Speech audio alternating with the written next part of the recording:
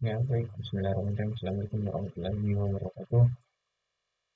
Perkenalkan, saya Ardiansyah dengan NIM 210205, 210209 502050. Nah, pada kesempatan kali ini saya akan mempresentasikan tugas 3 mata kuliah matematika diskrit yang membahas mengenai XOR, implikasi dan diimplikasi, converse, inverse, kontraposisi, serta tabel kebenarannya.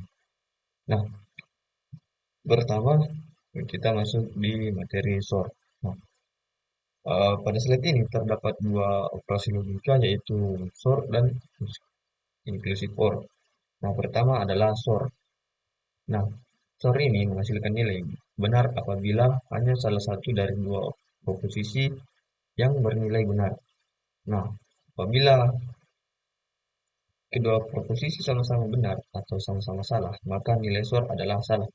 Nah, sebagai contoh ini misalkan P-nya ini saya belajar, Q-nya ini saya mengerjakan tugas. Nah, ini dibaca saya belajar atau saya mengerjakan tugas. Nah, tetapi tidak dengan keduanya secara bersamaan. Artinya, apabila saya hanya belajar atau hanya mengerjakan tugas, maka hasilnya benar. Namun, jika saya melakukan keduanya sekaligus atau tidak melakukan keduanya, maka hasilnya salah. Nah, selanjutnya adalah exclusive for yang dilambangkan dengan simbol V. Dibaca berbeda dengan SOR. Nah, exclusive OR ini menghasilkan nilai benar apabila minimal satu proposisi bernilai benar, termasuk apabila termasuk keduanya. Nah, sebagai contoh ini, saya belajar atau mengerjakan tugas. Nah, jadi perbedaan utama kedua operasi ini adalah pada kondisi ketika kedua proposisi bernilai benar. Nah, pada SOR ini hasilnya salah, sedangkan pada exclusive OR ini, inclusive OR ini hasilnya benar. Nah, selanjutnya ini ada implikasi. Nah, implikasi itu merupakan operasi logika yang menggunakan simbol seperti ini. Nah, merupakan pernyataan berbentuk jika P maka Q. Nah, simbolnya ini dibaca jika dan maka. Nah, implikasi ini digunakan untuk menunjukkan hubungan sebab dan akibat antara kedua proposisi. Nah, dalam implikasi ini hanya terdapat satu kondisi yang menghasilkan nilai salah, yaitu ketika proposisi pertama atau P bernilai benar, tetapi proposisi kedua atau Q itu bernilai salah. Nah, selain kondisi tersebut, semua hasil implikasi ini bernilai benar. Sebagai contohnya ini, P-nya saya belajar, Q-nya ini saya lulus ujian. Nah, jika digabungkan, maka dibaca jika saya belajar, maka saya lulus ujian. Nah, contoh lainnya ini, eh, login berhasil. P-nya ini login berhasil dan Q-nya ini sistem dapat diakses. Nah, maka jika login berhasil, maka sistem dapat diakses. Nah, implikasi ini banyak digunakan dalam logika matematika maupun pemrograman komputer karena menunjukkan hubungan suatu syarat terhadap hasil yang diperoleh. Nah, selanjutnya ada implikasi. Biimplikasi. Nah, biimplikasi ini menggunakan simbol jika dan hanya jika. Nah, simbolnya begini, dibaca jika dan hanya jika. Contohnya ini, P-nya ini lampu menyala dan Q-nya saklar on. Maka jika digabungkan ini dibaca menjadi lampu menyala jika dan hanya jika saklar on. Nah, contoh lain ini mahasiswa hadir dan Q-nya ini presentasi tercatat.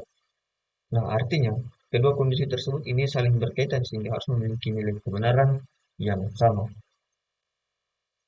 Nah, selanjutnya ada converse, inverse, dan kontraposisi. Nah, jika P maka Q yang pertama adalah converse. Converse ini diperoleh dengan menukar posisi P dan Q sehingga bentuknya menjadi Q maka P. Nah, inverse ini adalah inverse ini diperoleh dengan memberikan negasi kepada kedua posisi tanpa menukar posisinya, sehingga bentuknya menjadi diperoleh seperti ini dengan negasi kedua proposisi dibaca jika tidak P maka tidak Q. Itu. Nah, selanjutnya ada kontraposisi. Nah, kontraposisi ini diperoleh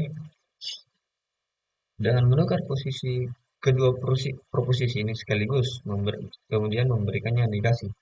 Nah, bisa kita lihat dengan menukarnya sekaligus menegasikan kedua proposisi. Nah, dibaca ini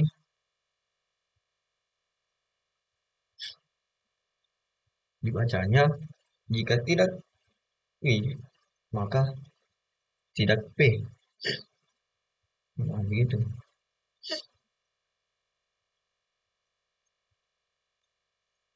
Nah, selanjutnya ada tabel kebenaran. Nah, pada slide terakhir ini saya akan menampilkan tabel kebenaran. Nah, tabel kebenarannya ini digunakan untuk mengetahui hasil nilai logika dari satu operasi berdasarkan semua kemungkinan nilai proposisinya. Nah, di sini terdapat dua nilai proposisi yaitu P dan Q. Nah, karena hanya terdapat dua proposisi, maka kemungkinan kombinasinya itu ada empat, yaitu P benar dan Q benar, P benar dan Q salah, P salah dan Q benar, atau P salah dan Q juga salah. Nah, selanjutnya,